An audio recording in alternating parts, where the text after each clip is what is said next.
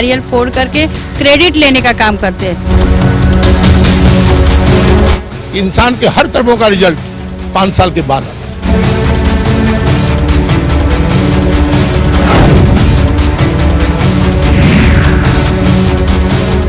Break के बाद आपका स्वागत है। ब्रेक पर जाने से पहले हमने आपको बताया था डॉकयार्ड रोड का वो हाल, वो सूरत हाल जिसका खामियाजा भुगत रही है आम जनमानस, जो अपने छोटे छोटे बच्चों को स्कूल ले जाती है, उनके भविष्य के लिए, उन्हें शिक्षा ग्रहण कराने के लिए इस स्कूल पे आते हैं। और ये स्कूल वही स्कूल है, church of our lady of rosary school, English medium के नाम से जाना जाता है। ये स्कूल प्रबंधन की तरफ से भी सरकार से कई बार पत्राचार करने की बात सामने आ रही है, लेकिन जो ट्रैफिक जाम की समस्या है वो जस की तस है।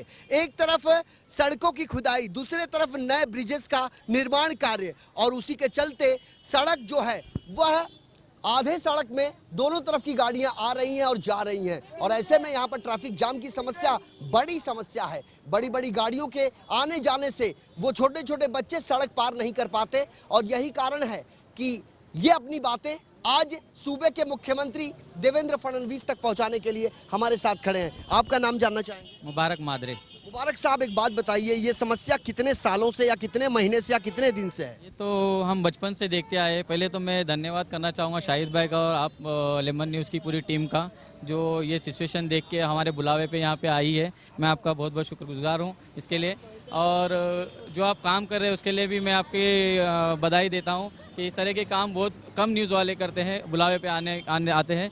और यहाँ पे जो सिचुएशन है, जो सुबह में जो यहाँ पे मझगांव डाक का जो ड्यूटी आवर्स का टाइम होता है, इतना भीड़ रहती है सुबह में 7 बजे, 6:30 बजे से लेके 7:30 बजे तक, और कोई यहाँ पे ट्रैफिक हवलदार नहीं होता, ना कोई पुलिस वाला होता है। और सुबह में उसी वक्त स्कूल का टाइम भी होता है यहाँ पे। तो हम देख रहे हैं यहाँ पे ट्रैफिक वाले भी हैं, पुलिस वाले भी हैं। आपके शायद आने से यहाँ पे आ गए होंगे, लेकिन उसके पहले तो कोई यहाँ पे नज़र नहीं आता। मैं खुद यहाँ पे जाके कितने टाइम बोला कि ट्रैफिक वाले कि आप यहाँ पे जाके खड़े रह जाओ, क्योंकि यहाँ की सिचुएशन बहुत ख़राब है, यहाँ पे बच्चों का एक्सीडेंट हो सकता है। उसके बावजूद भी वो वहाँ पे अपना चालान काटे हैं। तो मेरी सिर्फ सीनियर इंस्पेक्टर भाईकल्ला से रिक्वेस्ट है, और traffic police senior inspector SB से रिक्वेस्ट है कि वो यहाँ पे अपने अधिकारियों को भेजे और यहाँ की सिचुएशन को कंट्रोल में रखे, ताकि यहाँ पे कोई इंसिडेंट्स ना हो। बिल्कुल, ट्रैफिक विभाग के senior pi, local police station के सीनियर पीआई, और साथ ही साथ यहाँ के साउथ रीजन के जो एडिशनल कमिश्नर ऑफ पुलिस हैं प्रताप दिघावकर साहब, उनसे भी ये अनुरोध है, चूंकि ट्रैफिक विभाग में उन्होंने कई अरसा गुजारा है और अब वो साउथ रीजन के एडिशनल पुलिस कमिश्नर हैं। कई योजनाएं उन्होंने लागू की हैं, लेकिन साथ साथ क्या यहाँ के रहवासियों को समय रहते इस उनकी समस्या से उन्हें निजात मिल पाएगी, ये एक बड़ा सवाल है। हम एक बार फिर उस पुलिस कांस्टेबल की तरफ अपने कैमरे को लेकर जाने की कोशिश करेंगे, और कैमरा पर्सन आनंद वर्मा से गुजारिश करेंगे कि पुलिस को अपने कैमरे में कैद करके उन दर्शकों को दिखाए कि आज जो पुलिस यहाँ पर दिखाई दे रही है, तमाम लोगों का ये कहना है कि वैसे यहाँ खड़ी नहीं रहती, लेकिन यहाँ पर इस कार्यक्रम को देखने के बाद पुलिस भी यहाँ पर तैनात नजर आ रही है। गाड़ियों का आवागमन सुचारू रूप से अब चलने लगा है, लेकिन सवाल वही कि एक तरफ रेलवे स्टेशन डॉकयार्ड रोड के नाम से जाना जाता है, दूसरी तरफ डॉकयार्ड रोड है। रोड पर जो रेलवे ब्रिज है उसका काम चल रहा है, और इसी के चलते बड़े पैमाने पर यहाँ ट्रैफिक जाम लगी हुई है। आपका नाम जानना चाहेंगे? मनोज जी, हम जो वास्तु स्थिति यहाँ की देख रहे हैं, यहाँ के लोग बोल रहे हैं कि ये जाम की समस्या हमको रोज दिखाई देती है। 10 साल से पुलिस को यहाँ नहीं देखा, खड़े रहते हैं तो वहाँ कॉर्नर पे खड़े रहते हैं, बाइक वाले को ही पकड़ते हैं, ट्रैफिक को कुछ भी हाल होता है। पुलिस वाले यहाँ नहीं खड़े रहते? कभी नहीं। वो किस तरफ खड़े रहते हैं? कॉर्नर पे, वहाँ जब बाइक वालों को ही पकड़ते हैं। ट्रैफिक यहाँ कुछ भी हो, इतने बच्चे छूटते हैं, स्कूल ट्रैफिक होती है, कोई देखता ही नहीं है। यहाँ क्रॉस करना मतलब एक बड़ा प्रॉब्लम है, सबसे बड़ा। मैडम, आपका नाम? रेखा। आप कहाँ रहते हैं? मझगांव। ये बताइए, ये जो समस्या यहाँ दिखाई दे रही है, सभी लोग बोल रहे हैं कि ट्रैफिक जैम, पुलिस यहाँ रहती नहीं है, सिर्फ अपना काम करने के लिए एक कॉर्नर पे खड़ी रह जाती है, स्कूली बच्चों को तकलीफ होती है। बच्चों को बहुत तकलीफ होती है, बहुत तकलीफ होती है, हमारे बच्चे हैं दोनों, बहुत ये तकलीफ। बताइए कि आपने स्कूल प्रबंधन से इस बारे में बातचीत की? वो लोग कुछ करते नहीं इंटरनल मैटर है ना वो।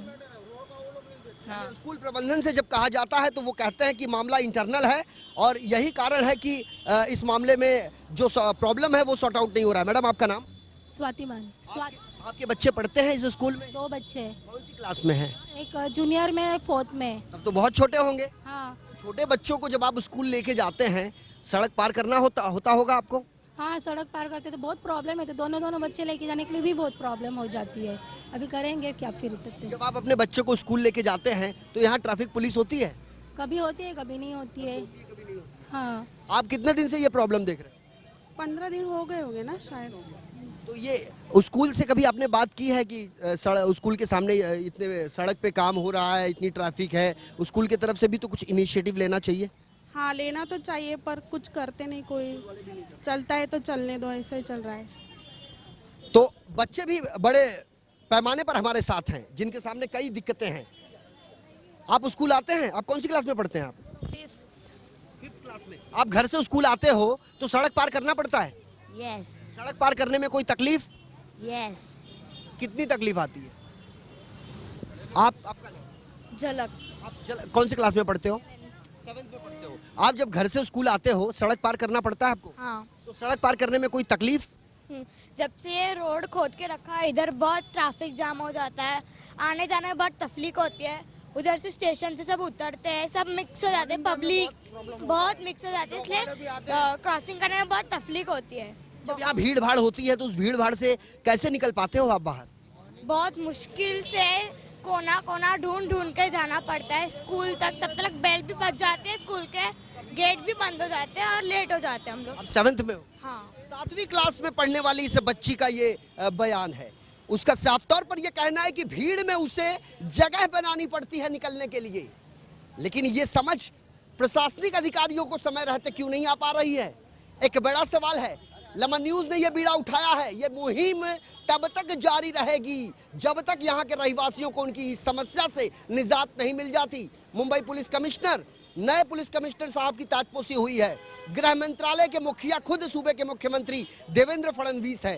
कहा तो ये जाता है कि जहाँ स्कूल हो, जहाँ कॉलेजेस हो, वहाँ आसपास चाहे पान की दुकान हो वो 100 से 200 मीटर के दायरे में नहीं होनी चाहिए, लेकिन कुकुरमुत्तों की तरह दुकानें भी खुली हैं।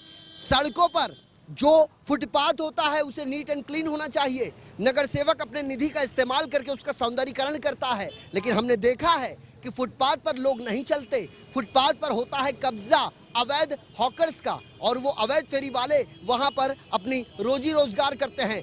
रोजी रोजगार करना कोई गलत काम नहीं है, लेकिन जो आम जनता के लिए बनाया गया फुटपाथ है, क्या उस पर कब्जा किया जाना उचित है? क्या बृहन मुंबई महानगर पालिका का यह फर्ज नहीं बनता है कि वो यहाँ पर आए और कार्रवाई करें? क्या पुलिस महकमे का यह फर्ज नहीं बनता है कि वो यहाँ पर पुलिस की जो संख्या है, पुलिस बल की जो संख्या है वो और बढ़ा दे, ताकि यहाँ पर ट्रैफिक जैम की समस्या न हो? यहाँ पर स्कूली बच्चों के जो अभिभावक होते हैं उनके सामने जिस तरीके की समस्याएं आ रही हैं वो समस्याएं प्रबल हैं, और ऐसी समस्याओं को समय रहते ही खत्म करना होगा, वरना आने वाला समय विकट भरा हो सकता है, दुर्घटनाएं हो सकती हैं, छोटे छोटे बच्चे हैं, और फिर वही कहानी दोहराने की बात आ जाती है कि हमारे इस लोकतंत्र में जब घटना घटती है तो लकीर पीटने की कवायद शुरू हो जाती है। तमाम राजनेता पहुंच जाते हैं, यदि दुर्घटना में किसी की मौत हो जाती है तो सांत्वना देने के लिए उनके परिवारों को वो पहुंच जाते हैं। जनाब, आपका नाम? बशीर अहमद सारंग। बशीर साहब, कितने सालों से रहते हैं आप इस इलाके में? मैं तो यहाँ की पैदाइश ही मेरी इधर की है। ये बताइए, आज जो वर्तमान में हमें यहाँ समस्या दिखाई दे रही है, एक तरफ स्कूल, दूसरी तरफ ये सड़क, तीसरी तरफ ये रेलवे स्टेशन के रेल के ब्रिज का काम चल रहा है। सड़क पर भी पुल बनाने के काम उद्घाटन हो चुका है, लेकिन अभी काम शुरू नहीं हुआ है, और ऐसे में सड़क पर एक ही भाग में दोनों तरफ की गाड़ियों को छोड़ा जा रहा है। कितनी दिक्कत आती है आप लोगों को? नहीं, काफ़ी इसमें मुश्किल होती है क्यों आने जाने में बच्चों को।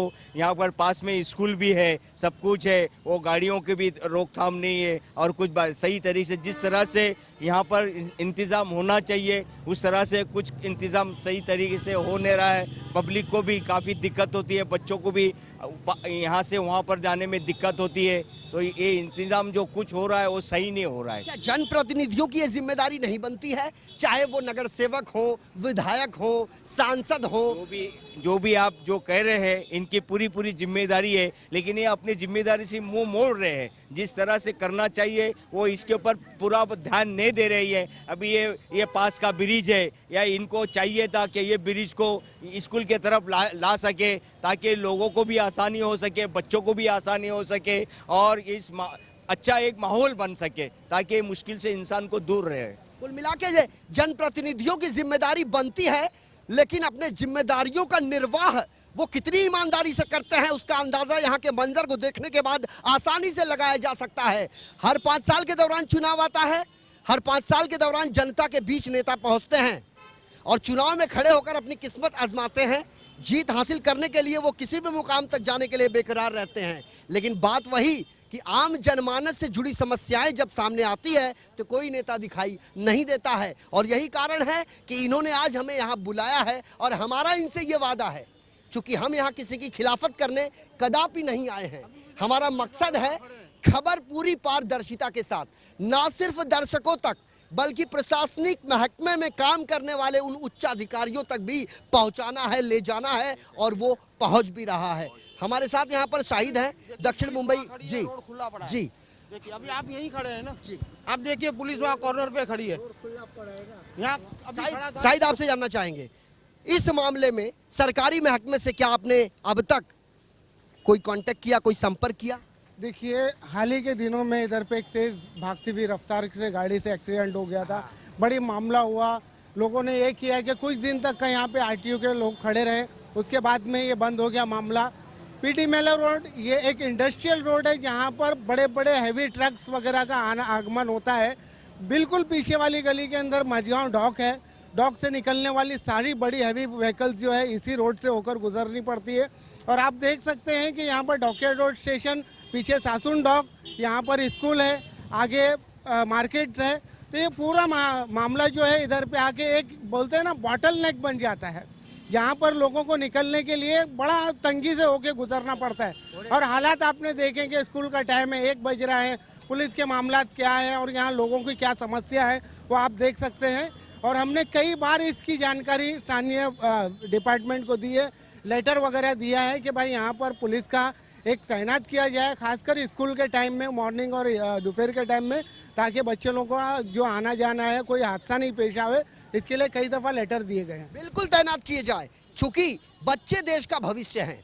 ये स्लोगन काफ़ी पुराना है, लेकिन बच्चों की बदहाली इतनी ज़्यादा है कि ऐसा लगता है कि यहाँ का मंजर पूरा का पूरा जो है वो प्रायोजित है। और इसमें समय रहते ही लोगों को यदि निजात नहीं दिलाया गया तो यकीनन आने वाला समय विकट भरा हो सकता है। तमाम राजनीतिक दल के नेता अलग अलग इश्यू को लेकर, अलग अलग मुद्दे को लेकर धरना प्रदर्शन करते हैं, आंदोलन करते हैं, लेकिन आम जनमानस का क्या? उसे तो दरकार होती है रोटी, कपड़े और मकान की, सुख सुविधाओं की, खास करके वो बुनियादी सुविधाएं जो लोकतंत्र में हासिल करना ये उनका प्राथमिक अधिकार है, जो कि उन्हें मिल नहीं पाता। बहरहाल हमारे इस आज के खास पेशकश मुंबई की आवाज़ में मेरे साथ अभी के लिए इतना ही। कल हाजिर होंगे किसी अन्य इलाके की अन्य समस्याओं को लेकर। तब तक के लिए कैमरा पर्सन आनंद वर्मा के साथ मुझे यानी संजय मिश्रा को दीजिए इजाज़त। नमस्कार।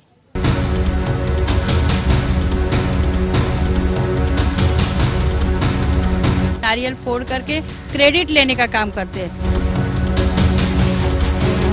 इंसान के हर कर्मों का रिजल्ट 5 साल के बाद आता है।